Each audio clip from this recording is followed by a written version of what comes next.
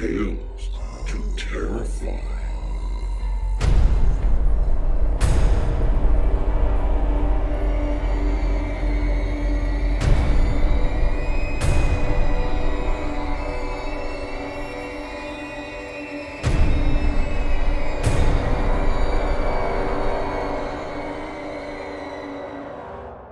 Good evening, children of the night.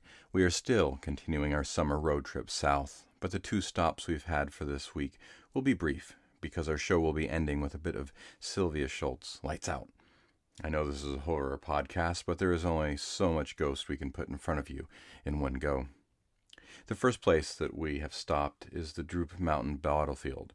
Found in Pocahontas County, West Virginia, this was the site of the Battle of Droop Mountain on November 6, 1863, the largest conflict between Northern and Southern troops, which would also lead to the end of any legitimate Confederate resistance in West Virginia.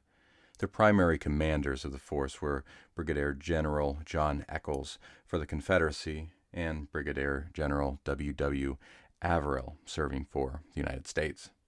The people who live in Greenbrier River Valley now will tell you that on some dark evenings at the battlefield you might see one of the soldiers, headless and glowing, walking the site of his own violent death until the end of time.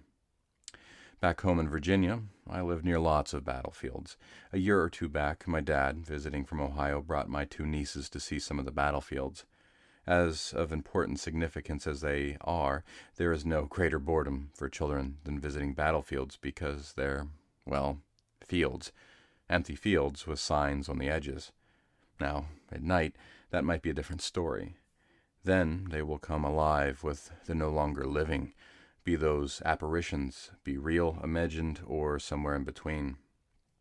A little further south from Droop Mountain, we'll find ourselves in Beckley to visit the Soldiers' Memorial Theater. While we're here, we might be able to take in a band or a play here, but after the music has faded away, we might just hear children playing or unexplained saxophone music. The folks around here might speculate on who these ghostly children and musicians might be, but one thing is for sure. During the laying of the cornerstone for the building on November 15th, 1931, there was a platform that collapsed, injuring a half a dozen people and spelling out a bad omen. Now, I have to admit, I'm not very familiar with this area, but I'd like to think that some of those ghostly children playing inside of the building late at night may have been some of the very children that didn't go to school in 1974 and 1975 due to a violent clash between a couple sects of Christian fundamentalists and the school board over a few textbooks. These clashes led to the schools being shut down in Kanawha County several times, and the violence became so bad that an elementary school was dynamited. Perhaps the Soldier Memorial Theater served as an oasis of calm for children to hide away from a controversy that they couldn't understand and a violence that they could. Our story for the night, before we hear from Ms. Shulz, will be from Phil Voyd. It'll be a story about a mysterious stranger who helps a losing basketball team to win, but wants something in return. We actually have heard from Mr. Voyd way back in episode 123, in which I narrated the story, Having a Drink, written under the pen name T.T. Tressel. The story actually was turned into a short film and found itself on the official selection lists for a film festival or 2. Phil lives in Ottawa, Canada, a stone's throw from the Parliament buildings, and is working on a couple of novels. Also, his short story, Mr. Bronze, has made its way into an anthology, Fear's Accomplice, published with CreateSpace Independent Publishing. The anthology also includes T. Fox Dunham, who we've heard on the show before. But let's get on to our story. Now we will hear Phil Voyd's Dean of Gravity. In the showers, it's easy to tell the married men. They've let their bodies slide into comfortable middle age. Greg has a spare tire. Bruce has more than one, but not yet 2. Call it a mag wheel. Stan is the blubber king. He has enough spare tires to supply a monster truck show. Jamie has a flat stomach. He's single, of course. The only bachelor among the 4 valiant players who showed up for the season opener of the aptly named Goliaths. When I asked the league convener about joining the worst team in the league, he laughed so hard he almost choked on his sloppy, malodorous sandwich. That'd be the Goliaths. God, I love that name. They're all giants, and they always lose to smaller guys. Lose big. Every single game for 2 years now. You sure you want to join the Goliaths? The married men are all smiling as they soap their jiggling bodies. Jamie is smiling too as he scrubs, but without the rolling flesh. The unexpected resounding victory will keep them glowing long after the heat from the showers has faded. I know. I've seen it many times before. So, Amer, says Stan. He hesitates. My name's as strange as the rest of me. He has a finely trimmed beard where his chin used to be. What do you do? Ah, the universal male conversation gambit. They're all trying not to stare, but their curiosity is betrayed by the intensity of their ablutions. Bruce, with more hair on his buttocks than his scalp, has so much shampoo lathered up, it looks like he literally has his head in the clouds. I'm a freelance photographer. A photographer? That sounds interesting. The others make equally pointless sounds. They're not interested in my work. Photography doesn't give them the answers they really want. They want to know how I can dunk when I'm only 5'9" and white. Very, very white. They want to know if I've ever played professional basketball. And most of all, why did I join their team? The Goliaths of the YMCA Night League isn't exactly the dream of high flyers. The gravity-challenged, as some of my former teammates used to describe me. Are you from around here? Asks Greg. Another standard male conversation device. I know what he's thinking. If I'm from somewhere predominantly white, say Indiana, where basketball is a religion, then my talent will no longer be a riddle. I'm tempted to announce that I'm from the moon, and hence my paleness and lack of gravity. I don't. They're happy. I wouldn't want to spoil the mood. I'm originally from Toronto, but I've moved around a lot due to my work. Greg washes soap out of an eye. Toronto. Great city. The CN Tower, the Dome, The Raptors, says Stan. The Blue Jays, the Maple Leafs. Toronto's got it all. And don't forget that tower, says Jamie. The other three look at him, shaking their jowls in disgust. Greg already mentioned that, Romeo, says Bruce. Jamie hides his embarrassment under the shower's jet. It isn't the first time I've heard one of the married men call him Romeo, or something akin. It isn't a compliment. Despite the flat stomach, Jamie's not a swinging bachelor. He has no confidence. His friends have done this to him. They've taken advantage of his essential shyness to vilify his bachelorhood, ruining any shred of self-possession in the process. I know why. The married men have chosen the bonds of matrimony, and now seek to validate their choice through the pillory of the unbonded one in their midst. I've seen this before from thoroughly married people. Of course, there's also jealousy of Jamie's freedom, the cross-eyed monster, as Mara used to call it. Edith pulls my hair 'cause she's jealous mine is long and black, and hers is like seaweed. She's just a cross-eyed monster, right, Papa? I await the third question of the male small-talk trinity. I assume Bruce will do the honors. I'm wrong. It's Jamie. Are you married? He asks. There's hope and desperation beneath his casual manner. He needs an ally against the remorseless institution of marriage. I'm a widower. They're shocked. The splash of water on soft bodies and hard ceramic tiles is the only sound in our end of the showers. Surely I'm too young to be a widower. I know what they're thinking. Car accident, cancer. I'm not just a basketball hero anymore. Now I'm a tragic hero. Oh, I'm sorry to hear that. And he is. But somewhere in an unacknowledged part of Jamie, a message is left. An ally has come. Stan attempts to shoo away the pall that has settled over their victory. We always go out for a drink after a game. It's kind of a tradition. Do you want to grab a beer with us? Yeah, says Jamie. Come on with us. You can teach Don Juan here to score, says Bruce, winking at everybody. The married men laugh. We go to a sports bar, of course. I could navigate Don Lemon's tavern with my eyes closed. These places are as identical as the steel bars of a prison. The wishful memorabilia, the widescreen TV, the trivia computer that's no match for the customers. The most immutable fixture from city to city are the customers themselves. Potato-chip-bellied lazy boy quarterbacks. Their conversations about left wing and right wing have about as much to do with politics as the chicken wings they gobble. Stan holds up his draft. I'm in their court now, surrounded by big, sloppy, slouching bodies. Jamie has been forced halfway out of the booth by Stan and Greg's bulk. Everybody's happy again. To the Goliath's first win. May there be a whole bunch more. Hallelujah, says Bruce. They drink, taking manly gulps. I allow the revolting liquid into my mouth as long as I can bear it, before expelling it back into the mug. Soon I will take my draft and go examine some of the memorabilia hanging on the walls. My mug will be empty when I return to the booth. There are a surprising number of thirsty nooks and crannies in most rooms. The Goliaths return to their questions, without even a cursory attempt at chit-chat. Their curiosity about me must be excruciating. I know how they feel. The maddening incompleteness of not knowing. The impossibility of serenity. These feelings come to me every time I think of Mara. Bruce lowers his head, focusing his shiny scalp on me, and goes for all the marbles. Have you ever played pro ball? The way you kicked butt out there tonight. It always comes down to some version of this question. I'm their fantasy surrogate. If a little white guy like me can fly, then the sky's the limit for them. They can't help imagining me, them, doing their miraculous dunks on TV. Together we can make the highlight reel. I shake my head. I'm just a photographer. The last thing I want is fame and some idolatrous nickname like the ones my former teams gave me. The Dean of Gravity, the Ghost of Coast, Alabaster Blaster.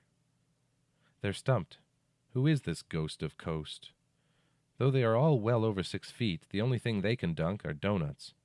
How do I break the law that binds them to the hardwood? You know, you should try out for the NBA. I bet you could make it, says Jamie. Man, oh man, says Stan. That one dunk of yours. You were so high you could have put the ball in with your knees. I saw that too. Jamie is getting excited. He almost slips completely off the booth's seat. How do you do it? Can you give us a training program or something? Please tell me you'll train us. He's so earnest, he reminds me of Mara. Mama told me you've changed, Papa, that we can't live with you anymore. Please tell me you'll make it better. Promise me you'll make it better. You must promise me, Papa. Can you help me get rid of this? Bruce squeezes his spare mag wheel with both hands. The wife has started to bitch about it. The married men laugh. Stan and Greg start grabbing at each other's blubber. They don't want to hear about training programs. They're too comfortable. Unquestionably, they are thoroughly married men. Jamie takes a long drink, attempting to extinguish his frustration. He sets his glass down and looks at me with an almost formal sincerity. I must restrain myself from smiling. He has a foam mustache from the beer.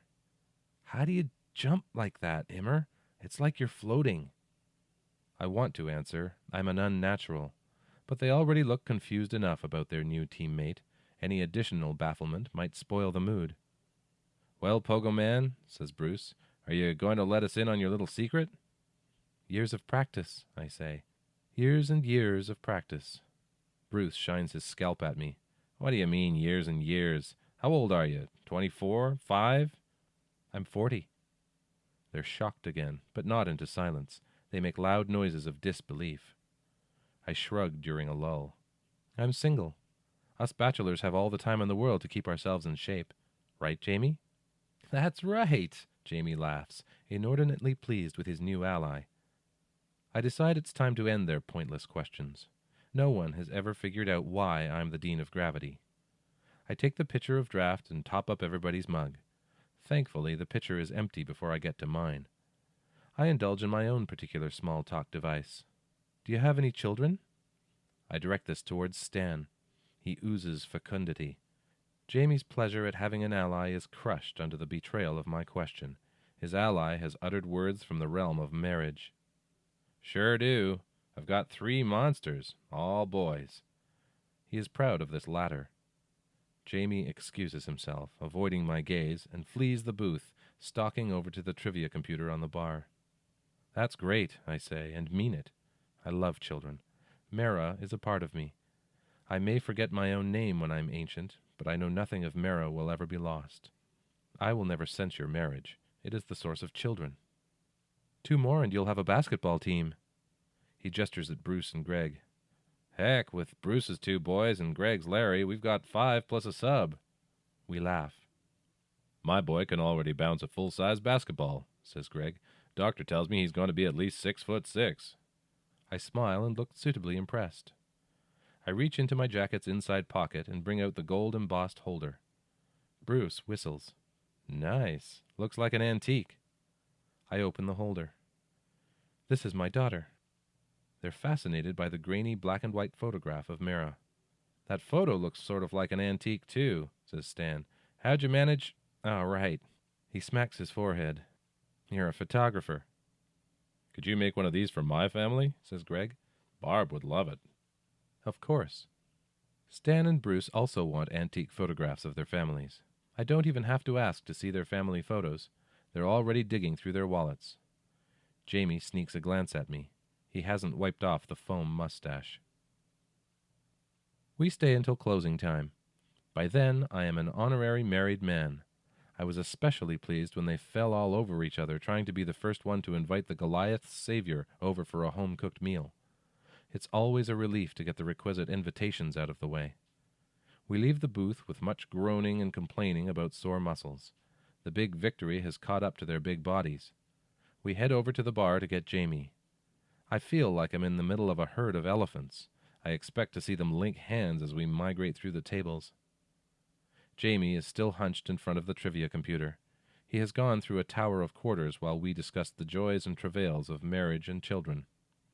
Let's go, Romeo, says Bruce, unless you want to walk home. Stan leans over Jamie and punches a button on the machine. The answer's C. Percy Williams is the only Canadian who's won both the 100 and 200-meter sprints at the same Olympics. The machine chimes its approval of the answer. Stan slaps Jamie on the back. Ah, see? What did I tell you? I was going to pick C. You didn't give me a chance. Yeah, sure.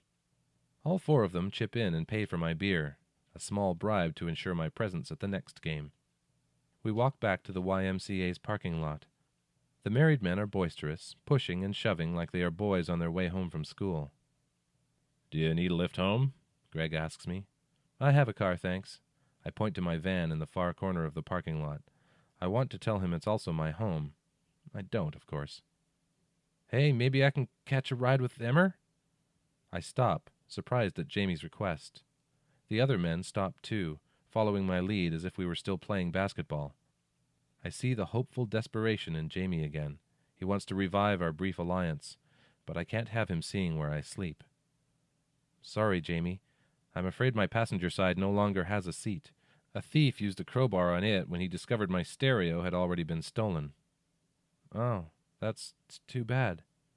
The others and shake their heads at the gall of a thief who would actually harm the property of the alabaster blaster. Just once I'd like to catch one of those bastards in the act, says Bruce. We part with many cries of great game and see you Tuesday. The parking lot fills with headlights and revving engines. Stan rolls down his window as his station wagon drives past us. Goliaths! Goliaths! He yells and honks his horn. I'm the last one to pull out of the lot. I follow Greg home, which turns out to be a nice 2-story brick and stucco house in a nice neighborhood. There's a basketball net over the garage. It has a glass backboard. Very nice. I park a block away as Greg pulls into his driveway. He uses a turn signal, even though the street is empty. He plays basketball the same way, never fouling anybody, never violating any rule. The garage door is automatic. It swallows the Toyota in a medieval rumble. I wait. The van's engine ticks. This is always the most burdensome part, waiting for them to get into bed and commence an amorous celebration of the big victory with their wives. It's a dark night, so I check the camera to see if the film I loaded is 3200 ISO. One of my shoelaces is loose. The Goliaths were amused by my tattered, old-fashioned canvas sneakers. Bruce called them Richie Cunningham specials. They were a Christmas gift from Mara, the first one she was old enough to think of herself. I'd rather play in bare feet on a court of broken glass than replace them with an air this or a pump that. I smile as I retie the lace. Most of my teammates end up switching to some facsimile of Mara's shoes after they see me defy gravity. When I'm certain Greg and his wife are absorbed in their fleshy pleasures, I loop the camera around my neck and get out of the van. I run to the nice brick and stucco house, as silent as a coasting ghost. I should be, after years and years of practice. The driveway has recently been repaved. It's level and smooth, perfect for basketball. I leap towards the net, rising through the dark. My fingers close over the rim, and I hang there for a moment, letting gravity stretch and soothe. I bend my arms, lifting my body. I kiss the rim. The metal is cold and tart. I let go, sailing down to the driveway, and follow the new pavement around the side of the house. I hurdle the backyard fence. A riding mower is in the middle of the lawn. Half the grass has been cut. I examine the second story. The correct window is easy to find. I slide the camera's shutter open and turn on the flash. I back up to the lawnmower. One of its wheels has fallen off. I race towards the house and jump from 10 feet away, drifting through the cool spring night. Jamie was right. It feels like I'm floating. My hands close over the window's narrow sill. I pull myself up, getting my toes onto the sill, balancing myself by pinching my fingers around the frame. The window is open, of course. Why close and lock a second-story window? Mosquitoes are the only things that can reach one without a ladder and an excessive amount of noise. I slide the screen up all the way, then the window. I step into the room and tense, as I always do at this point, but there is no hammering blast to swat me back out the window. Oh, yes, having an invitation is a relief. The bedroom is laden with the stale air of sleep. Greg wasn't bragging. His son is enormous. A bear cub nestled in a cave of Spider-Man blankets. I take a photograph. The cub stirs, rolls over, knocking a pillow off the bed. I turn off the flash and close the shutter. I pull down the blankets, exposing pajamas adorned with the current basketball heroes. I whisper my gratitude to Greg for inviting me over for a home-cooked meal. There's nothing better than home cooking. Nothing under the sun. I stroke the warm, messy hair. The blood of children is the quickest, full of life. The veins of adults, even adolescents, are slow, their thin, flat brew offering only subsistence. Life's wine is finest when it hasn't aged. With this cub's gift, I'll continue to mock gravity, soaring above both its clutches and degenerative effects. I'll be 40 forever, and soon I'll look 20. I undo one button of the pajama top. I dislike basketball, but cannot help feeling indebted to the sport. It brings invitations into sacrosanct homes. It makes finding children effortless. They're almost impossible to locate during the night when they're tucked away in bed, safe inside inviolable houses. Children are so hard to find. I know this more than anything else. I've been searching for Mara for years and years. She's in this city. I feel it. In the afternoon, I dreamed of her. She was in a cold, white place with tubes latched onto her arms and machines crowded around her bed, watching, waiting. She was alone. The only ones who came into her room were cold, white people to look at the machines and poked the tubes. I screamed, waking myself. I must hurry, before a force more inescapable than gravity touches Mara, taking her away from me forever. I take a sip of the cub's life, swirling the rich, generous flavor around in my mouth. It's nicely accented by a note of sweetness, so refreshing after days of the bitter metallic taste of mature blood. I swallow. It caresses down my throat and becomes mine. I will redouble my search with its exquisite quickness. When I find Mara, I will share life's finest wine with her. Stan's and Bruce's homes are awaiting a visit from the Goliath's savior. The rest of the players will rejoin the team once they hear about the Dean of Gravity. Among those returning will undoubtedly be married men with children. I'll share with Mara until she is 9 years old and we can be father and daughter again. Then, finally, I'll be able to take a color photograph of her. Many, many photographs. Enough to fill the inside of the van. Enough to replace the hundreds of photographs of the sleeping children who have so graciously, if unknowingly, succored me in my search for her. Our home will be lined with the sweet bloom of her smile. The cub's sleep has become uneasy. He mumbles, asking for his mother. I take another sip, and he hushes. "Daddy's coming," I whisper, smoothing the messy hair. Phil Voyd's Dean of Gravity, as read by Wilson Fowlie. Wilson Fowlie lives in Vancouver, Canada, with his wife and 2 children.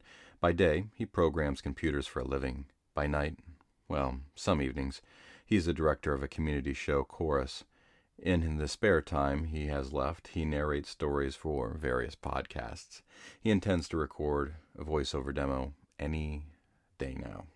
Really. Thank you, Wilson.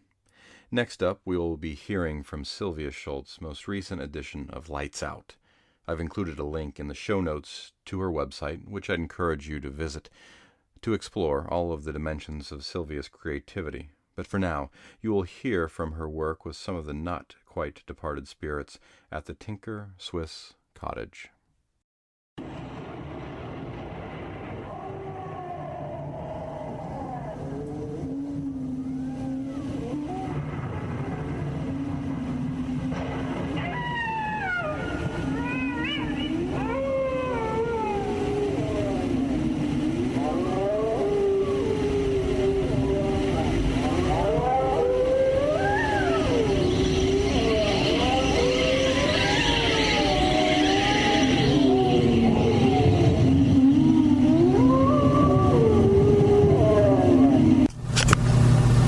Hello, and welcome to this episode of Lights Out.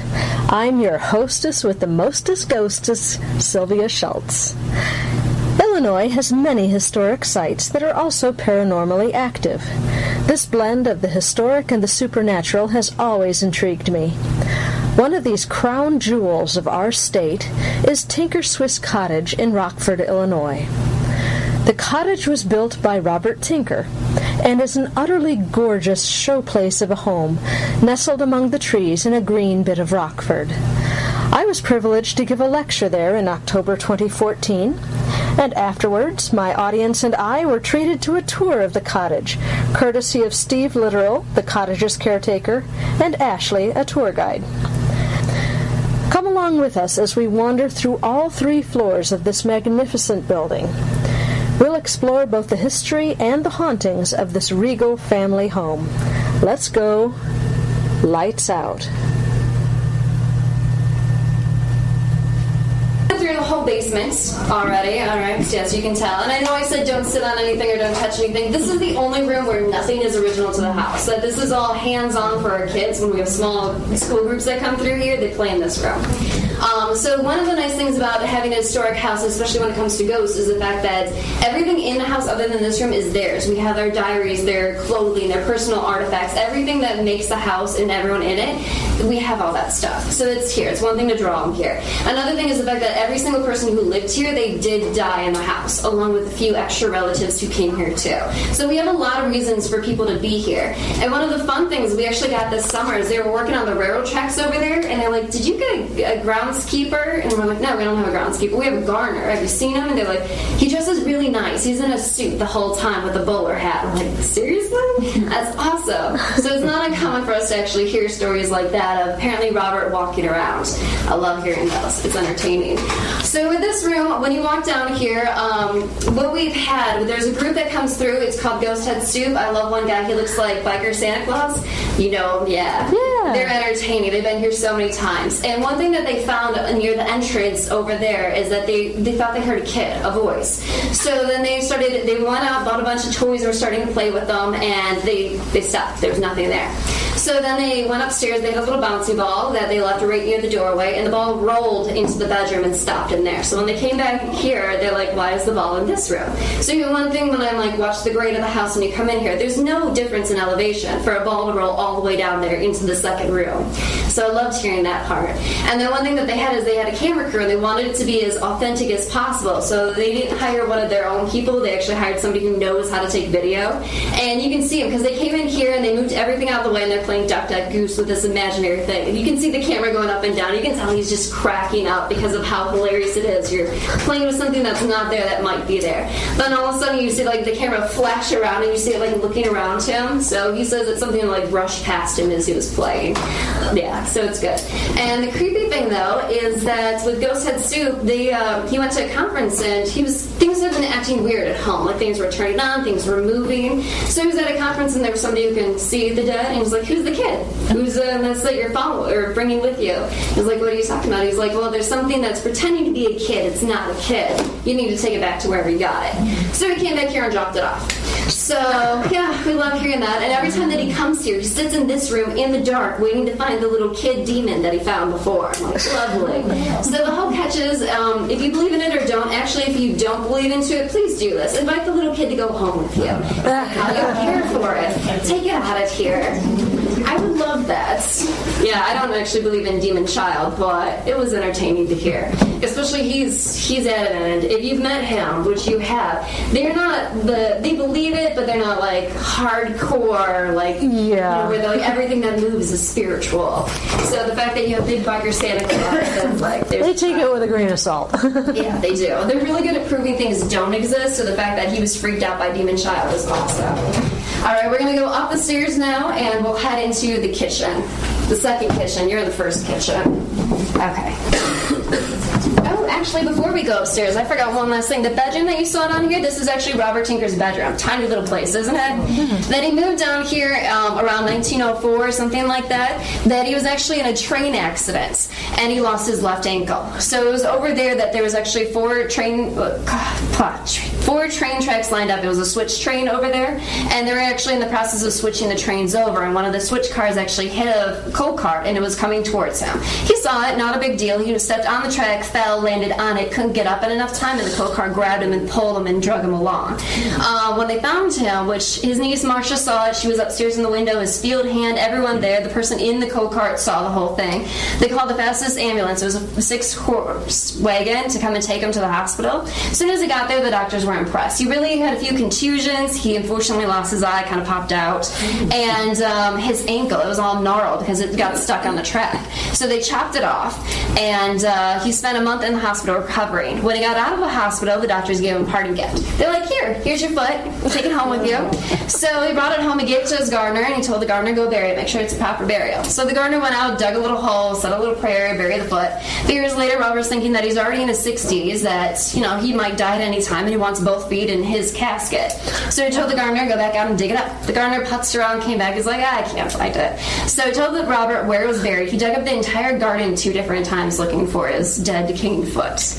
Love it. The creepy thing, though, or gross thing, is that we had 2 of the field hands' grandchildren that came here, and they're like, oh yeah, he told us that he threw it into the river and how the cart just went crazy eating at it. So we're not exactly sure what happened to it. So we think that he moved down here just because it's much easier to come around the outside like we did than to try to get up and down the second floor each day.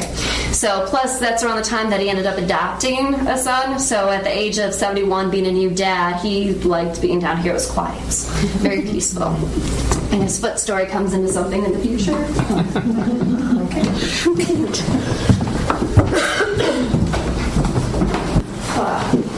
Sci-fi, with the sci-fi people, I forgot that. Ghost Hunters. Ghost Hunters. I need one. This is a bad game of charades. I get it every year. Words not my forte sometimes. So I forgot to mention, is that everyone? That downstairs, the one thing that they found, the door that popped open, it was right underneath the stairs there. Yeah, did anyone see it? You people did? Sorry for the rest of you that didn't see it. So it popped open. We had to lock it up. Go ahead, everyone can still fit in here. We can squeeze. We have the smaller group. So everyone kept opening it, and it is a tiny little room underneath the stairs, so now it won't pop open anymore. And it's actually not uncommon when that door wasn't locked for it to just randomly pop open. That the whole house is supported on pieces of brick. There's brick columns like this stationed every so many feet underneath the house, so you have that holding up all 3 floors. So even when you walk downstairs, you can feel other people moving along the floor with you. The door pops open.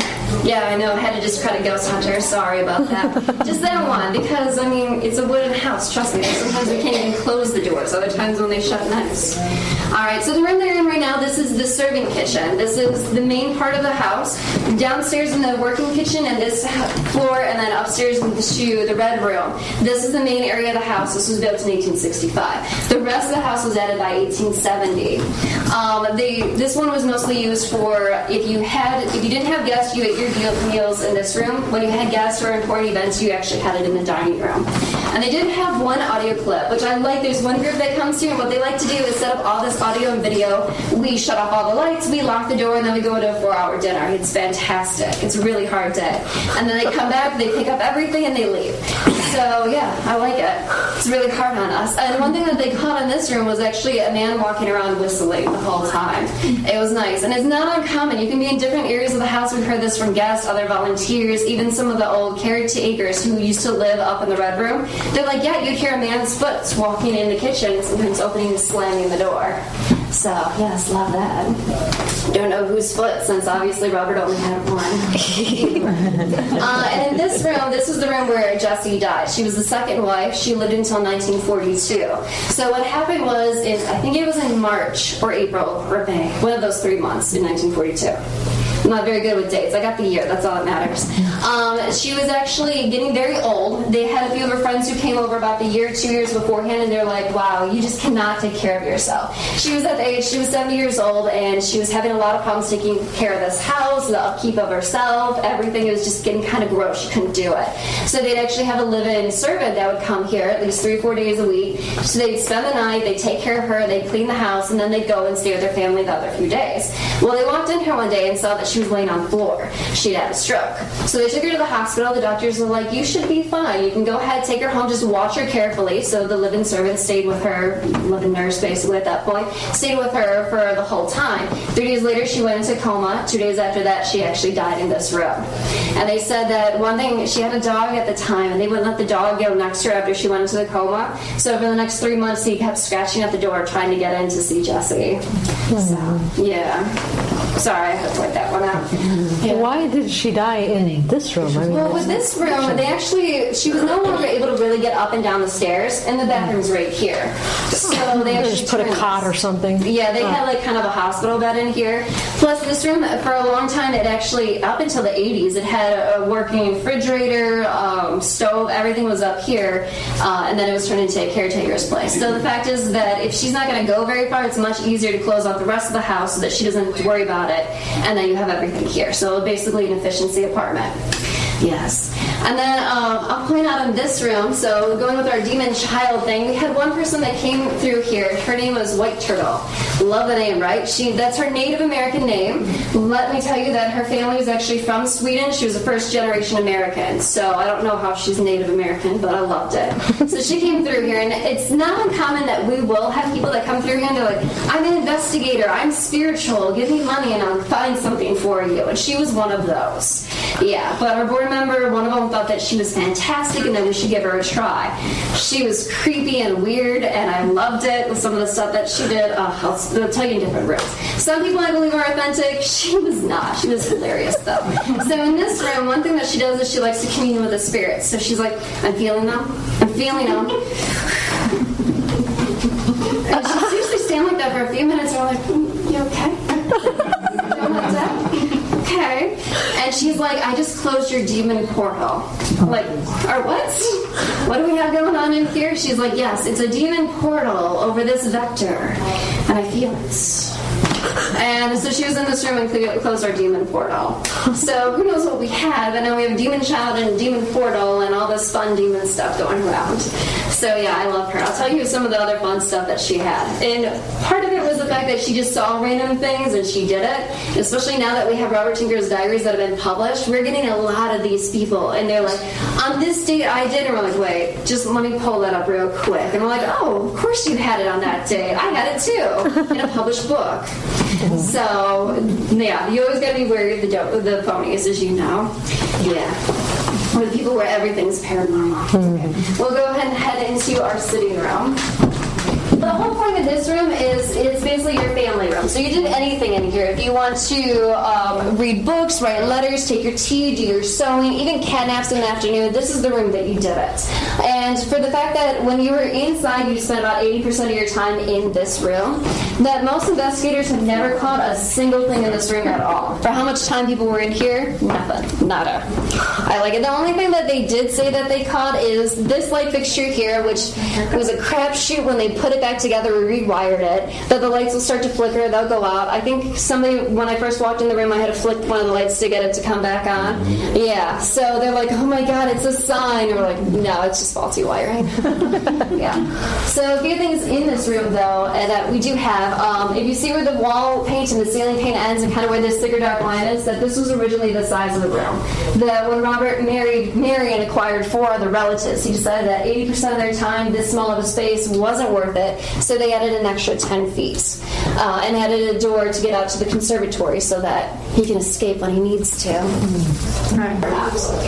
Before we go to the next room, I'll point out the big frames, the pictures into them. Aren't they fun? Do you like how the eyes stare at you wherever you go? Yes, it has a kind of ominous feature to the cottage. This actually belongs to Mary. This is her uncle, and that's her great-grandmother. This is called folk art, and one of the most important things with the paintings were the fact of the eyes. You wanted to get those right. You wanted to make it actually feel like there was depth to it, which is why they follow you. But what he would do is actually go to the different towns. He'd solicit people, and as soon as you wanted to buy a painting, he'd come and draw the body, and then he'd come and visit you and actually put on the face, which is one reason why his head is shrunken and kind of falls into it. So, kind of entertaining. Yeah. And then we do have some pictures of Mary. This is about when she was 60, 70. It's not a mourning picture. And then we have Robert when he's older. So this is usually the image of the guy that everyone says that they see is him walking around in a nice suit with a little bowler hat on throughout the cottage and the grounds. If you, I forgot to mention this before we get in here, if you feel anything that feels really cool, you get like all of a sudden a cool breeze or something like that, let me know. A lot of our registers are on the ground, and year-round we pump out humidity, so it always feels cold. We've had a lot of people that are like, no, seriously, it's cold right here. And we're like, yes, it should be. Down. And if you smell different scents, let me know. We do have scents in the house. It's the idea that if you activate everything, then you're more likely to remember different things. So if you smell apple pie or cigars, I can tell you which rooms those should be in. Alright, so one reason that we stopped here is the fact that we've had a variety of different things that have happened in this space. So with the front doors, we've had some of our volunteers that have said that they've actually heard footsteps coming through here, a woman laughing, and then just vanishes. And one thing about this house, if you walk out the doors, any of the doors at all, they automatically lock behind you. We wanted to make sure it was a safety feature. So when you're in here, the only way you get in is by key. And there's only like 2 or 3 of us that are here at any given time, so obviously you would know if one of us was here walking around. So I love that one. Or my favorite lately, what we just had is, I wasn't the one that was giving the tour, but there was another person. They had kids. They were about like 5 and 3 years old. They were walking up the steps, and all of a sudden both of them turned and they're like, hi, Mr. Tinker, and just kept on walking. So that was awesome. And then, so the Justin stopped. They're like, what do you say? Let's come back down here. And they're like, well, yeah, Mr. Tinker's in the doorway, and he just said hi to us and said who he was. So we said, hi, Mr. Tinker, and we've gone upstairs now. So I love that. I love the kids. They creep me out all the time. All right, and then upstairs, the red room that you can see at the very top of the stairs, that's actually the caretaker's quarters. But from about the 50s on, they had a lot of problems with people either trying to break in here or do something. So they wanted to make sure that somebody was living on site, especially to maintain the old house. And every single time that they had some, the people weren't exactly the best caretakers in the world. Like, there was one wife who thought it would be fantastic to put on all the Victorian clothes. So she put on the bustle, she had on the little corset, she was reaching over to put on the blouse, and she felt something kick her in the butt and throw her into the pile of clothes. Yes. I like that. And they actually had one caretaker that was here. He was walking downstairs. He saw this black shadow come through here. It walked into that room. He went upstairs, packed up his bag, left a forwarding message, and never came back again. Yeah. I still haven't seen the black shadow. I want the shadow. I want something. So those are the fun things. And then in the next few rooms, you'll see we have it decorated for morning culture. Obviously, all the mirrors are covered from here to the next room. The idea is that when the spirit leaves the body, sometimes it can become trapped in the mirror, so you want to cover them. You don't want them to be stuck in a mirror and be a mirror person. Plus, they thought that if you could see the person in the mirror, then you'd be the next to die. And also, it's morning time. If you look disheveled and horrible, that's best, because obviously somebody just died. If you look perfect, you're doing it wrong. All right. And I don't think, yeah, there's... Now, of course, he's still in the city or library. Can I sneak into the other room without him knowing? Maybe. I guess we'll talk a little bit about the house since we're stuck in this room a little bit longer. So with the walls, the paint on here is called trompe l'oeil. It's called to trick the eye. Everything is paint. So the little window boxes, that's all just paint. The crown molding up there, also paint. Lovely, isn't it? Mm-hmm. We actually have in Robert's diaries where it took 2 Italian immigrants $5 or 2 weeks to complete, and he paid it over $5 a piece. So not bad for $10, right? And then on the walls, you'd always show the patriarchs of the family. So the one on the left is Josephus. This is Robert's in-law. This is actually a charcoal drawing that he did himself of Josephus. That he overheard Mary and Josephus talking about how he never had a portrait done of himself. He didn't like the way that he looked. He didn't want people to mess it up. He thought he was kind of ugly. So Mary's like, no, you're a prominent person. You need to have this done. Robert overheard. He went to their house and he saw the little photograph of Josephus. It's a little daguerreotype. It's about this big. One of the oldest photographs you could have taken in Victorian times. And he stole that.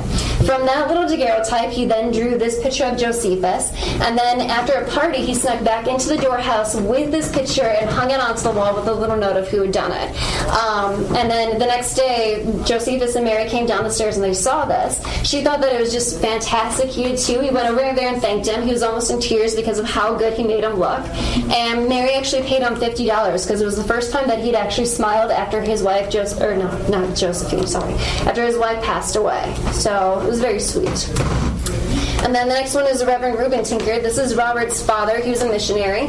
And the way that it worked back then is you had to be married. So what he did, before you could start your missionary work, so what he did is he graduated from college. The next hour he got up and he gave his first sermon. He walked down from the sermon. An hour later he was married. 2 weeks later they were on a boat to Hawaii. So pretty quick back then, right? He knew his wife for about 4 years. She was his student. But there's only like 4 years apart between them. So it wasn't like creepy student-ish. Not like nowadays student-ish thing. All right. And then with they spent about 10 years in Hawaii, and Reuben was thinking, we have 4 kids, there's another one on the way, we could probably have more kids, and that I just can't give them a good upbringing in Hawaii when I'm too busy focused on the natives. So he moved into Westview, New York. Reuben they were there for about 10 years, and he got very sick. They found out that it was actually cancer of the leg, so they chopped off his leg. And about a month after that, he actually gave his first sermon, and everyone's trying to give him chairs and stools and everything. He's like, no, I know how to do this. I'm a pastor. So he got up there and he preached for 3 hours on if thy leg offend thee, cut thee off. We actually have the sermon. It's hilarious. It was pretty good. Unfortunately, they didn't cut off all the cancer. It had spread before that. So about a year later, he passed away of that, which left Robert at 14, which you can tell from his diary entry, he was not happy about it. He's like, if he knew he was dying, he would have called us down here. He would have talked to us first. He didn't. He died in the middle of the night, and he knew it wasn't coming. So you can see he was just really upset that his dad died, and he didn't get his final words with him. All right. I think it's enough time. We can head into the parlor. Let's shove them into the dining room. This door? Yes, that door. Yeah, we're okay. All right, we'll wait till they push. Go ahead, come on in. Head into our parlor. So is the paint currently? Is that original? It is original. Okay. What you see in all the rooms is everything is original. In this room, and especially in the dining room, when you get there, you'll see that there's cracks in the ceiling. Like here, there's a huge crack. That the chandeliers are just really heavy. It started pulling the plaster down with it. But we had a really great group of designers who came and they restored all of it. So you really can't see much of it, but that's the only thing that they touched with the paint. So come on in. I'll shut this door behind us. Maybe we'll hear somebody walking and laughing behind us. I would love that. Too bad we didn't have our pregnant educator here. She would totally do it. Except she can't waddle all the way fast enough. All right, so as our little funeral setting that we have here, yes, unfortunately Mary has passed away, the first wife. Part of it, when somebody passed away, you take any picture that they had and you cover it with a black crepe. This way it signifies this is the person. You actually were not allowed to attend any funerals unless you had a handwritten invitation inviting you, and they were actually lined in black stenciling or something around the side, so you knew that you were actually invited to a funeral. And then when you came in here, some of the same things happen today. Like the flowers you'd actually have on the casket would be from the closest relative. So in this case, it should say like a loving wife with the streamer hanging down from it. Same thing we do today. Then you'd have like the loving sister on the side and everything farther away. So some of the things that we still do today, they did in the Victorian times. And then usually they'd actually have things that would signify what you're supposed to do. So like if they'd have wreaths that they put outside and some other things, and the coloring signified something. So with a whole black wreath, that actually meant that somebody of older age passed away. It was okay, they had their full life. If it was black and white, then it was signifying that somebody in the middle of their prime of their life had passed away. If it was mostly white with a little bit of black, then that meant a baby that died. So all the different colors actually signify different things. And when it came to mourning, if you were a female, you actually were required to wear black for the first year of mourning. All black can't be colorful, has to be very dull. The second year you can actually start adding color, and then it has to be darker, but you can still add some color, some glistening to it. For 2 years, you're in mourning for, like, if your husband dies. For a guy, it's about 6 weeks. It's good if you wear black. If you have brown, that's also acceptable. Yes. And I know it's so sad, but it's kind of adorable. Like, if you died shortly after giving birth and you had a child, they'd actually dress the child up in mourning outfits, which was a white christening gown, basically. And on the bottom of it would be hemmed in black, and then they'd have little black armbands on. And the armbands are just so cute. I know it's sad. They're in mourning, but it's so cute. All right. So in this room, the whole point of it is to show off your money and your status. Everything's supposed to convey it so that when you come in here, you don't be like, hey, do you know how much money I have? So that's one reason for the art on the ceiling and the walls, the stone panel, the marble fireplace, even the way the windows are arched, and the stained glass in the main window. And if you notice the corners in this room, yes, they're all rounded. There's 2 reasons for it. The first reason is that it took so much time and money to round a corner. It's an easy way of showing status without actually having to decorate the walls. This is in the Oval Office. The second reason is that this is the room where they'd actually have funerals, and we had at least 7 funerals in this room that we know of. So the idea is the spirit would eventually leave the body, but it's not sure when it would actually go. So they'd actually, when it left, it would be bouncing around because it's scared, it doesn't know what's going on, and it's trying to find a hiding spot. So it would bounce into the walls, and then obviously there is no corner, so it would keep bouncing until it finally leaves and hopefully goes somewhere else.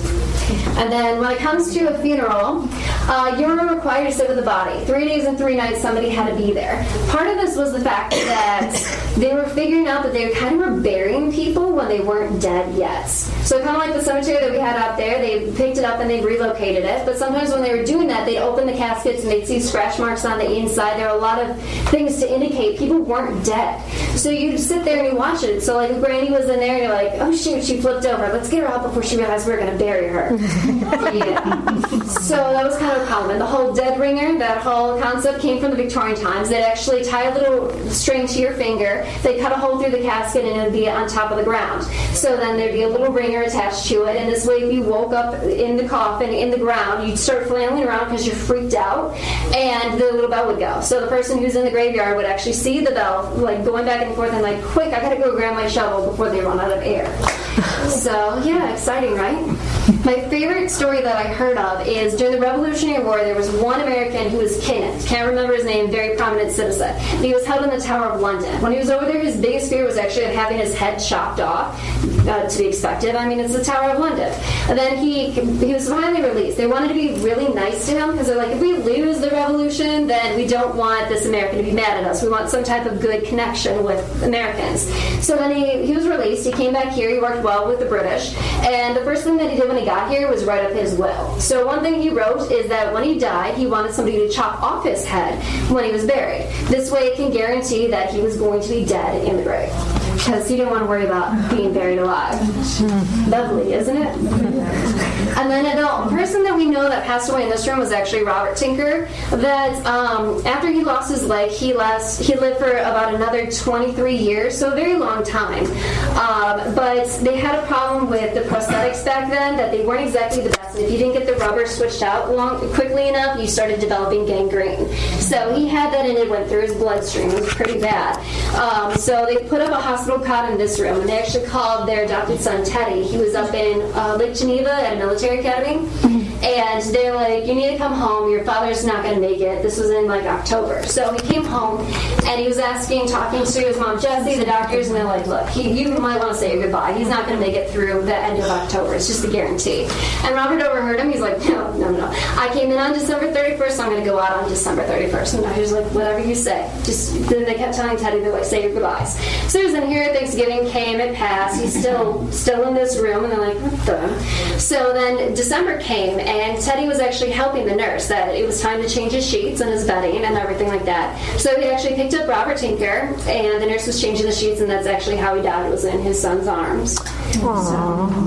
So, that's the collectible I was looking for. Yeah, and there's the left I was looking for afterwards. So we know that one. All right, so if you want to head into before we go in there, so I got one more thing. This right here, the beaded piece, it's actually a folded tabletop. There's 300,000 beads in there in the shape of a guardian angel holding a baby. We know that Hannah did this. When it comes to domestic abilities, Hannah, Mary's sister, was the best at everything. I mean, you name it, she was just talented. So they believe, which we still haven't proved, is that she made this for Jessie. That usually everyone, when you come here on a regular tour, they say Jessie Dorr her Tinker, hoping all the names confuse you. But Robert ended up marrying Mary's niece, one that got older. So that's why they don't want the family dramas, though.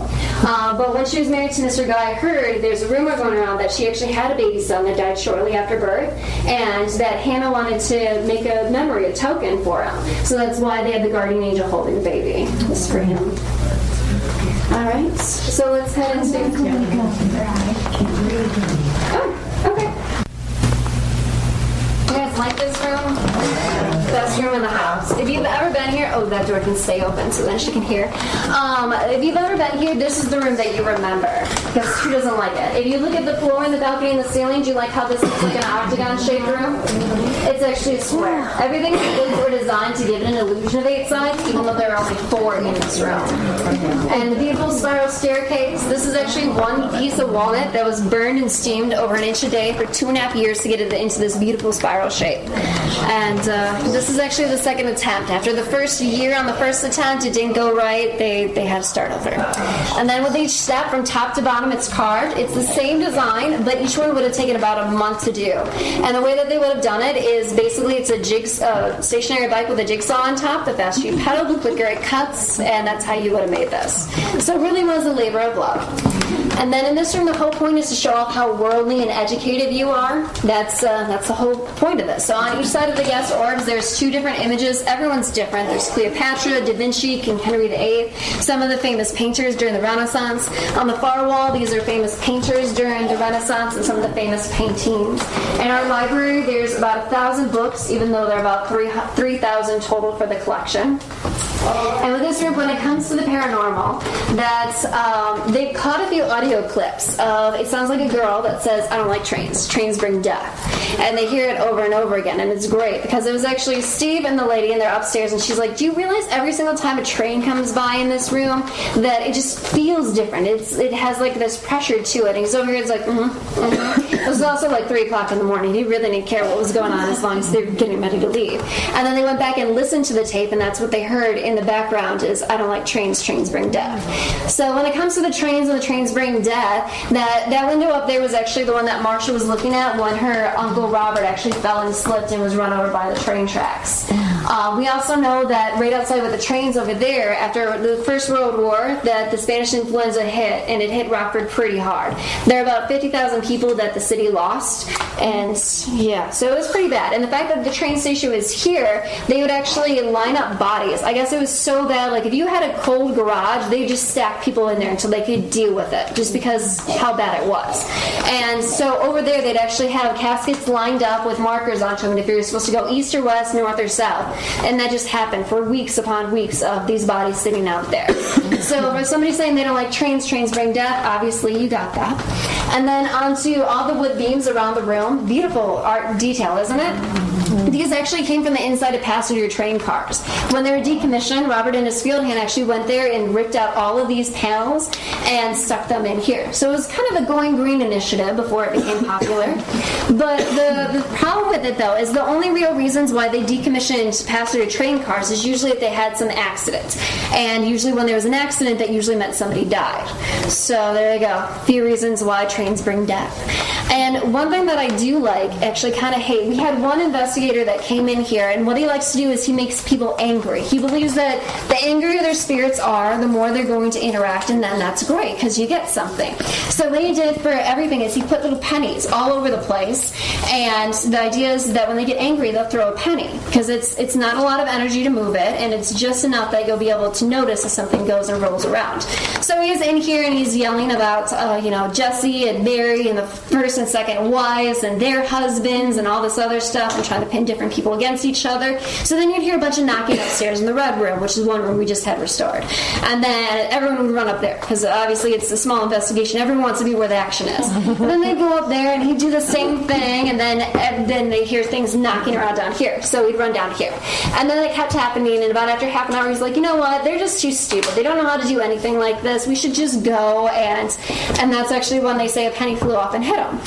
So love that. And if you guys want to leave pennies around, I find them. I find them when I clean, and I found so many in the past few years. I like it, and then I fly them off. I'm like, oh, somebody listened to that story and put out a penny. So yeah. Otherwise, they don't really move, I don't think. Okay. So ready to go into our library? We're in the library. Into our dining room? Okay. So you clean this? Yeah, unfortunately, How much work is that? That's got to be a ton of work. I don't have to vacuum and mop, but I have to dust. Yeah. There's a lot of being dusting. the curator is every month I get to dust everything. So everyone just pretend it looks very clean.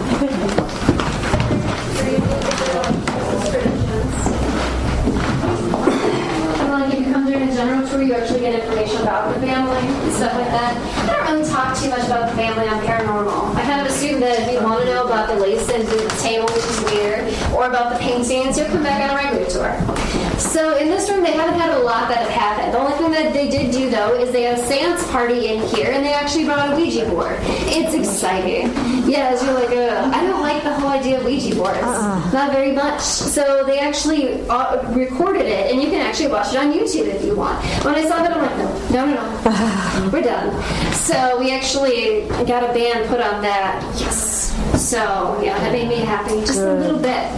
So in this room, there isn't so much that has really happened.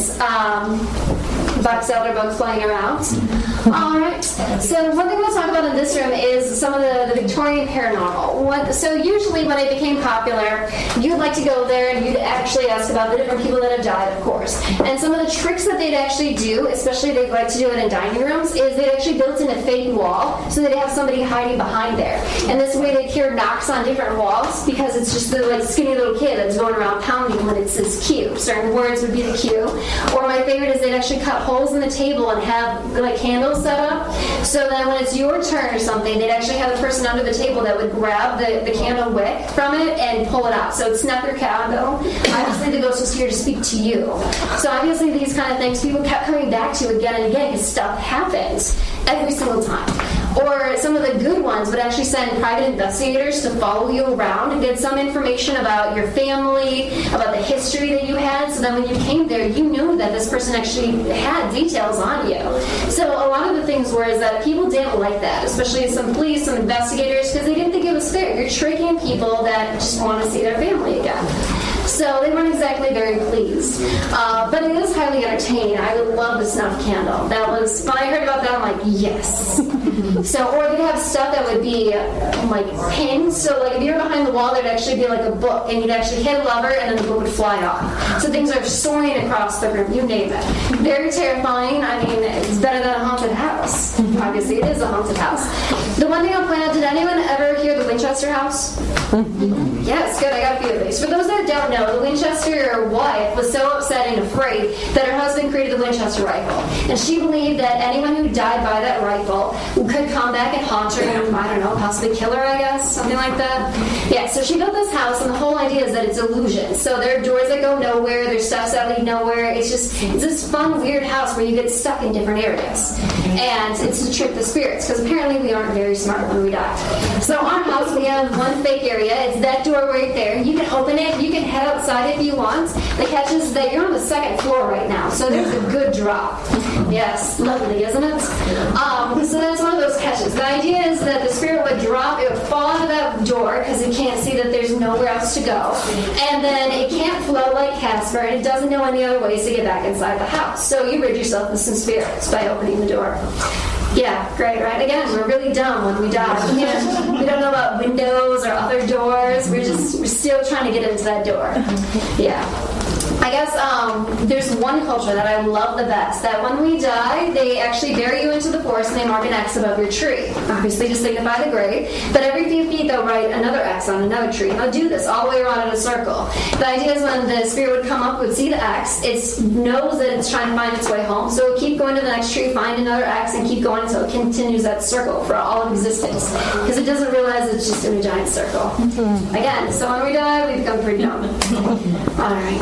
And let's see now. I don't know if we have any more white turtle stories. Other than, alright, yeah, there we go. We had one where she came in. So I'll point out these dishes here. You can see every single one is different. There's 300 in this set. It's the first set between John and Mary Manning, so Robert's first wife before she married him. And everything is different except for a single pink rose. It's her favorite flower. Even in the parlor, there's a bunch of roses that does a border in there. That's also because that's what she wanted. He put geometric designs up. She's like, no, I got the cash. He changed it. So he did. And when White Turtle came in here, she like interrupted the one person who was giving it to her. She's like, I got something to say. And I'm like, yeah, that's awesome. So she's standing there. She's like, Mary's favorite flowers are daffodils. At that time, we had a huge bunch of them growing in front of the house. Makes sense, right? And so we're like, yeah, even the painting in there, the one with the crepe on, she surrounded her by roses, most of them pink, her favorite colors. Go White Turtle. Yeah. So, not saying we don't have some fun things, but that's got to be my favorite is White Turtle. Okay, we are going to go to the top of the stairs. The room is dark. If anyone wants to go up there first, the light switch is on the left side. Either that or just walk in there and stay in the middle, and I'll be up there in a second to turn on the lights. Yes? All right, so you're the coolest part of the house right now. When this was a one-room cottage and Robert was the only one, this was about like 10 years before he got married. No, 5 years before he got married. This was the master bedroom. After he was done in here, his father-in-law Josephus did his bedroom. They see with the windows that are right over there that Josephus was on his deathbed, and he was very upset because Mary's mansion was on the other side and she had beautiful gardens, and he was upset that he couldn't see them. So Robert actually carved out the second window and put it in there so that and actually carved the hole in the roof over there too, so that he could actually see to the other side and had something nice to look at before he died. Sorry. I'm so moving at me. Are we north out here then? Yes, this is north. Yep.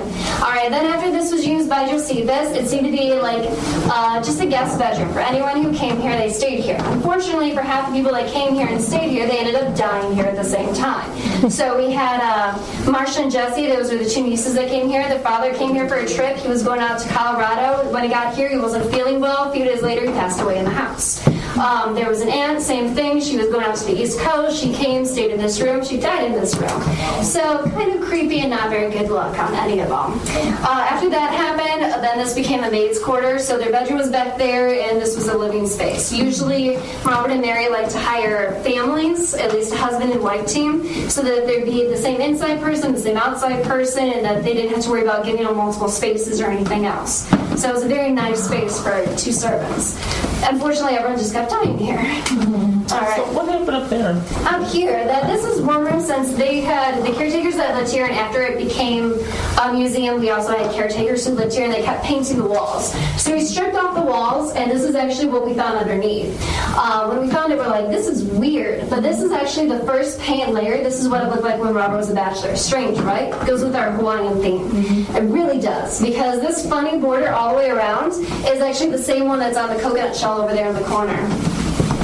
Yeah. So it's an idea of using things in your collection to help paint or create color schemes and ideas. And red in Hawaiian culture also a very prominent, powerful color. So kind of a fun thing.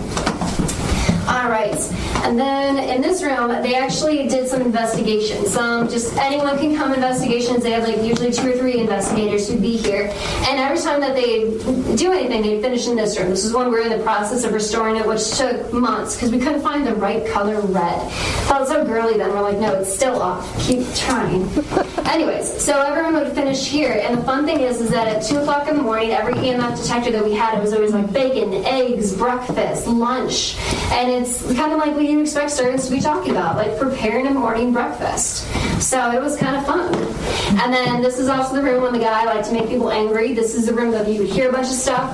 And they said that there were 2 people. They're a little bit older, and they were tired of running back and forth. So they decided to sit up here. They got a little winded, and they swear that they heard somebody say, they're like, just stop, and they'll go away. So, yes. Gotta love it. All right, so the next... Oh, they're in the master bedroom. Okay, we'll go to the first bedroom over here. Who are these 2? That's actually Robert and Mary. This is a picture that Robert did, a charcoal drawing, that he's about 17 and Sho is Mary. They were actually married when he was 35 and she was 42, so he wanted to show a young and impressionable age that they were allowed to be married at if they had met that young.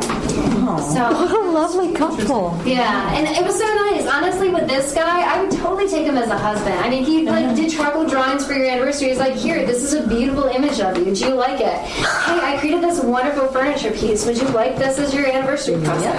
Hey, let's go to Hawaii for our honeymoon. Anyone up? Yeah, again, I'd take him. It's okay. Minus the fact that he lost all his teeth by the time he was 35. I'd still kind of okay with it. All right. So, yeah, right now, the 2 rooms, this is actually called a bedroom suite. Now, you know most Victorian homes don't have closets in them. It's just because you were taxed by every room in your house that had a door. So people can't see the point in spending money in this tiny itty-bitty room that you can't really utilize. So to get around it, he made it big enough that you have the bedroom here, the closet here, and the closet can be utilized for anything. The women, when they lived here, this was their sewing room. And in our little closet, there's actually a tiny little closet. He didn't care. After he finished building the houses, he knocked closets into everything. There are actually 5 on this floor, 3 in the main floor, and 3 in the basement. Yeah, he was okay with it. He's like, what are they going to do? But even like when he was Mayor of Rockford, he got arrested. So, yeah, arrested and fined. Because he was building a poor man's sidewalk, which back then meant a plank sidewalk, and you weren't allowed to in Rockford. They ruled that out because they thought that that was very cheap looking, and they wanted to make the town look very nice and pristine. So they took care of that, and he was putting in a wood sidewalk, and a police officer came up, and he's like, you can't do this. This is against the law. He's like, what are you going to do about it? So he went back to City Hall. I came back. He's like, I got to arrest you. So I was like, all right, go ahead. So I took him downtown. He spent the day in jail. He paid his fine. He came back, and they're like, now you have to tear it up. He's like, no, I don't. It's my sidewalk. I can do what I want. So they actually sent some of the city employees to come up and rip up the sidewalk and actually pay to actually put down a nice cement sidewalk for him. Because in his mind, he's like, it's my sidewalk. The city didn't own it back then, so he's like, why do I have to pay for something I don't want to put in? Yeah, lovely. I loved reading those articles. Mayor Rockford arrested.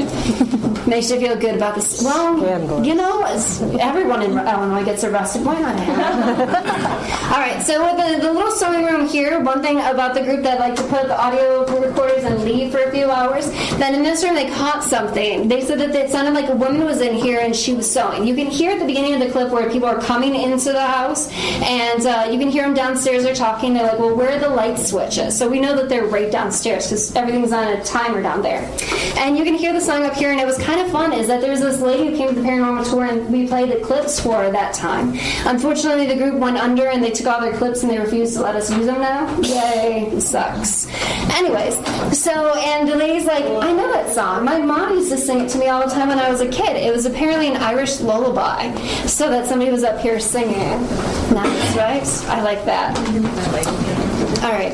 Other than that, they really haven't caught much in there. This is actually Mary's bedroom. We call it that. Obviously, we don't know who spent which time where, but we're pretty sure that this is Mary's bedroom, especially when she died. That she was about 72 years old, and for the last 20, 30 years of her life, she was really sick all the time. We're not sure what it was, or if you're just like, I don't feel well, I just want to stay in bed today, type sickness. But in all of Robert Tinker's diaries, she's like, Mary's sick in bed again. So she caught the influenza at the age of 72, and she never recovered. So they think that this is the room that she actually passed away in. Yes. And then I'll talk about Hannah, because we're not sure where she died, but it was really sad. In Robert's diaries, he talks that the doctors that came in, it first started like every few weeks, and they just took fluid from her, gallons of fluid. Then it was every week. Then it was like every few times a day. It was just really gross. And nobody really knew what had happened. She actually said that she wanted to have an autopsy done, which back then you never cut up the body unless, well, you were a doctor and you had just one lying around. So being a prominent citizen, you were going to be cut. But she wanted to because she was sure that whatever the doctors could find would help other girls not die from whatever she had. From the diaries and the medical examiner's report, it sounds like she had stage 4 breast cancer, and that's actually how she passed away. So, kind of sad. So we are still stuck in here. I'll point out when you guys come into this room that there's 2 images on the wall here. Those are photographs. This is actually what the train station used to look like when it was Mary's limestone mansion. And then the picture on the far wall is actually the gardens that she had. Again, the 5 acres, 10 acres, beautiful, tranquil lands. Lovely. And since we're still stuck in here, I'll point out this other picture above the bed. This is actually a picture from the Hawaiian Islands that Robert and Mary had it commissioned after they came back there. Their 4-week honeymoon in Hawaii. Do you like the snow-capped mountain volcano thingy?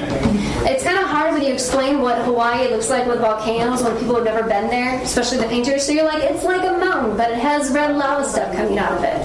So we got a mountain with red lava stuff coming out of it. Yeah. And with that, though, it sounds magical. 4 weeks, beautiful Hawaiian Islands. Yes, but he made it, changed it a little bit. That his mom came, her sister came. They spent a week together before he got on a boat with a bunch of natives and left out. So magical. But honestly, I'd be on his side too. I would have left. I would have left even sooner. I would have been gone. Just because by the time they got to Hawaii, it was already a 1-month honeymoon on a train, and then another month of a honeymoon on a whaling boat getting there. So 2 months confined space, 3 women. You really can't blame them. And then he kept coming back. So he'd leave them for a little bit, go have fun, climb some mountains, slide out and stuff, and then he'd come back and like go to church with them. And then he'd leave and he'd go canoeing to another island and come back and go to church with them. Seriously, that's like all he did when he came back to see them. Apparently church was good in Hawaii. Alright, so we can open the door and we will go to the very right into the master bedroom. Is that bed original to this room?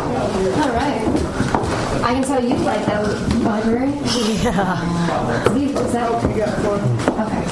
Walk right from the bedroom right into the library. You gotta admit, it's very nice. I mean, for a master bedroom for Victorian standards, this is awesome. Is this one of the cigar rooms? Because last time I was here, I smelled cigar smoke. No, actually, this is no, it's nice. I like that. Okay, come on in. We'll close this door so we can listen to Steve.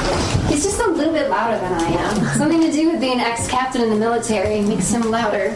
Not. All right. So with this room, obviously the master bedroom. This is where Robert stayed for most of his life. They do have, if you have, not the EMF though, the one with the electronic thing that beeps when you see that thing. What's that? It's Ghost radar? yeah, ghost radar. It's another EMF detector. Yeah, one of those. Well, a lot of people come in here and they're like, oh my god, it's going off. It spikes everywhere. And they're like, what kind of electricity do you have going to this room? The only thing we have is that light fixture up there. So it actually comes down the wall, goes behind the frame, and goes straight down. But they'll be over here against that wall and they're like, what is this? I can feel it. So I love, yeah, that thingy. Ghost meter. So yeah, that one goes off, and in the library there's a plug-in on the far wall, only thing in that room too. So like when people come in here, or like especially we'll do investigations and they'll have the flashlights, every single time they're in this room they tend to like go out. It's kind of creepy. Even I was in here, I'm like, come on, get back on. I don't know what's going on, but I will run. I know my way better than anyone. Alright. So with this room, you can look into the balcony, the second floor of the library, and see that room. I'll talk a little bit about how the house is here today. That a lot of it came from Mary's first husband, John Manny, that he had a lot of money, and it's because of his invention of Manny Reaper. And his picture is actually out there on the wall. It's right over here. It's actually a death picture. That they didn't have time during his life that they could actually draw him, but they had a photograph. So they took the photograph and they took it to the art painter, and they painted it. But it's very two-dimensional because obviously he's not there to fill in the whole facial look. But when he created his Reaper, he was being sued by Cyrus McCormick because of patent infringements. They won the trial, but it took so long, it was so hard on him, he passed away of tuberculosis at the age of 30. Yeah, it was very sad. And it was actually in this bed. This was actually the wedding bed between John Manny and Mary Manny. So then it became the wedding bed between Mary and Robert. Kind of creepy. It's a nice bed. It's rosewood, highest class you can get. So kind of creepy. They did have some spikes on the bed at different points, some cold points. Okay, so everyone's squished in there like a bunch of sardines. I like it. Alright, so we call this Josie's bedroom. We know that she utilized this, and then when she adopted her infant son Teddy, she turned her closet into a little nursery for him. So that's what we recreated in there. With all of his original stuff, some of his toys, even onto the dresser is a little handprint of a toddler in plaster. Robert actually did that for Jessie, so she'd always have an image of her little boy. So it was kind of sweet. The way that they adopted him, though, is that Robert knew Jessie wanted to have a child, but he knew they weren't going to have it. She was already in her 50s. What was the chances of actually having a baby? Plus, the fact is that this was a niece. They weren't exactly sharing the same room, and I'll talk a little bit about that after I tell about the child. So she was in Chicago one day. She got a letter or telegram to go to Bloomington Normal. She went down there, came back the next day. Robert came home the day after, and she met him at the door. She's like, hi, here's our son. His name's Theodore. And he's looking at us like, my what? He was 71 when they adopted. So he was not expecting that at all, which is another reason why he probably moved down to the basement, was the fact that 71 years old, dealing with a newborn, Teddy was 8 weeks old when they adopted him. Way too young, or way too old to be a first-time dad. So with this room, as Jessie's bedroom, she was married once to a guy, Her. So when they come during the day, you'll hear Jessie door her tinker. He was an artist and dressmaker. The drawing up there above, painting above the window, is his, and there's a picture of him on the dresser too.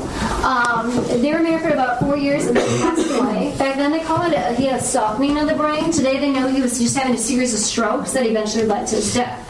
So when he died, Jessie moved back here to be with her sister and her aunt, since this had always been her home. And as soon as that happened, everyone died at the same time. Within 3 years, the 3 other women died. So as I said, the 2 of them had, I can say about how Marcia died. Okay, well, Hannah had breast cancer, Mary died from influenza. Jessie, we actually have from her diaries, about 3 years before she died, she was actually in the hospital and they wanted to do a procedure. So they cleared out the entire Catholic ward, put her down into a chair, gave her a few sedatives, and started scraping her from breast to bone. Yeah, back then that was actually what they did when you had breast cancer. Stage 4, that was their operative technique, is just to scrape the crap out of you. So they did that. And 2 years later she got sick. Obviously between that and the cancer, she passed away. So 3 women all died, leaving Jessie and Robert in the house together. So back then, you can't just stay living together without some blood ties between you. It's sinful. And he raised her since she was about 3 years old. He didn't know what else to do, so they got married. Marriage of convenience. But also another incentive for getting married is that when Mary died, she gave her money to Marcia and Jessie. When Marcia died, she gave her share to Jessie. So Jessie had a bunch of money, nowhere to live. Robert had a house, but he didn't have a lot of cash. So marriage of convenience. Another reason why he moved downstairs to make sure that there's nothing going on between him and the niece. Yes, creepy. I love it. And then with this room, we do have, we used to actually have it roped off. People weren't allowed to come in here. You can see all the damage on the walls and the ceiling. Right now, you're over top of the dining room, and the dining room light fixture you saw, it's huge, it's massive. So it was pulling everything down. It was cracking all the walls in here. So they actually stabilized it by ripping up the floor, reinforcing it with steel beams, putting the floor back down, that's why it looks horrible, and stabilizing all the walls so it wouldn't crack anymore. But when they did that, the last curator, she was very afraid that people would somehow damage the work that they did. I don't know how you damage steel, but yeah. So she had it roped off. And this is another thing that I hated when we had kids come through here. Because they're like, why is that room closed off? And I'm like, well, because, nobody can go in there. And they're like, but there's a lady in there. She's telling us she doesn't want us to come in here. So I'm like, okay. So every few months we would have some kid that would say the same thing. There's a lady in there and she doesn't want us to be in her room. And I'm like, yeah, that's awesome. So aren't you guys glad you're in the ladies' room that doesn't want you to be in here?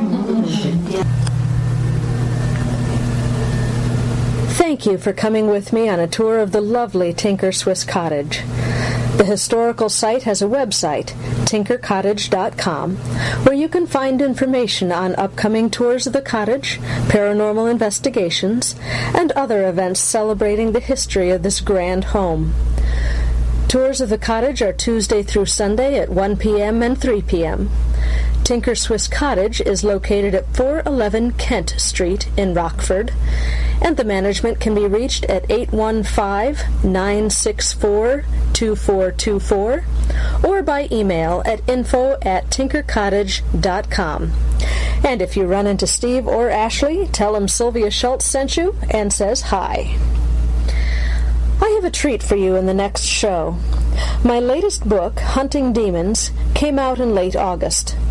While doing research for the book, I ended up with several hours' worth of recorded interviews with Linda, the woman whose story is told in the second half of the book. I invite you to come with me and listen to Linda tell her own terrifying story of demonic attachment the next time we go Lights Out.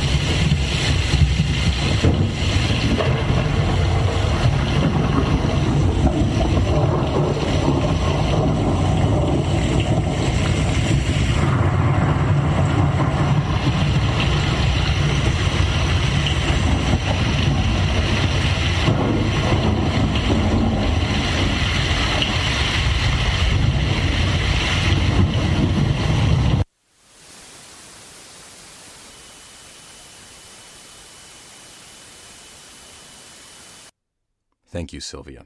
That will be our show for the night. Join us again next week for another episode of Tales to Terrify.